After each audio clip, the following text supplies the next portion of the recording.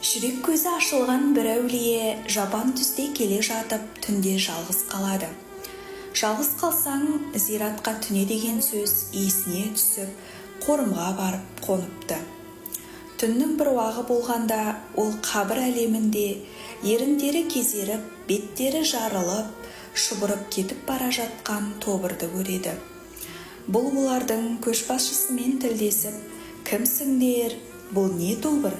Жаяулап, жалпылдап қайда бара жатырсыңдар?» деп сұрайды. Аруақ: «Біз осы қорымдағы аруақтармыз. Ұлық Алла бізге мейірім шапағат етіп, әр сәрсенбі кешке қарай Құранның сауабын алу үшін үйімізге қайтарады. Егер ұрпақтарымызда Құран оқытатын жер болса, сол жерден нұр алып, қуат алып, жұма күні түстен кейін қайтамыз», дейді де жүріп кетеді. Әулие кісі оқиғаның нәтижесін көру үшін жұма күні қорымға тағы да түнепті.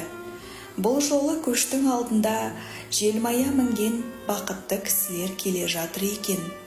Оларға сәйгүлік мінген қуанышты жандар ілесіпті. Осылайша көш сән салтанатымен жалғасып кете беріпті. Көштің соңғы жағында тай мінген, тайқар мінген пақырлар келе жатыр. Ең соңында бір кемпір мен шал арып-ашып, кешке зорға ілесіп келеді. Әулие кісі осы екі бейбақпен тілдесіп: «Сендер неге жаяу келе жатырсыңдар? Сендерге не себепті көлік нәсіп болмады?» деп сұрайды. Олар: «Біз 2 күн Құран дәметіп, бармаған жеріміз, баспаған тауымыз қалмады. Ешбір үйде бізге арнайы Құран оқылмады. Ал мына сән салтанаты асып, көліктің жақсысын мінгендер Құранға қарық болғандар. Түйе мінген, ат мінген бақытты жандардың бала-шағасы арнайы ас беріп, көрші қолаңдарын жинап, марқұм бауырларына Құран оқытты. Ал біздің артымызда жалғыз ұл қалып еді. Одан хабар жоқ. Өлі болса қасымызда жүрер еді. Соған қарағанда ол тірі. Бірақ бізге арнап Құран бағыштаған емес. Соның себебінен біз осындай пүшәйман халге түстік. Қабірстанда Құраннан басқа зат бізге азық болып жартпайды екен», деп мұңын шағыпты. Ертесіне әулие кісі қос бейбақтың жалғыз ұлын бір байдың қойын бағып жүрген жерінен тауып алып: «Әй балам, мына баққан малыңа бай не ақы төлейді?» деп сұрайды. «Жылына 10 саулық дейді қойшы. Тілімді алсаң, бір саулықты сойып, әке-шешеңе Құран бағышта. Олар Құранға мұқтаж», дейді. «Мен өзім жарлы жетіммін, тапқан малым қара басыма зорға жетеді.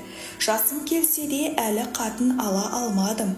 Құран оқытуға шамам жоқ», дейді ол. Әулие кісі: «Өлі риза болмай, тірі байымайды деген. Ата-анаңның әруағын риза етсең, тұрмыс тіршілігіңді Тәңір өзі түзейді. Тірі дүниеге тоймайды, өлі Құранға тоймайды деген.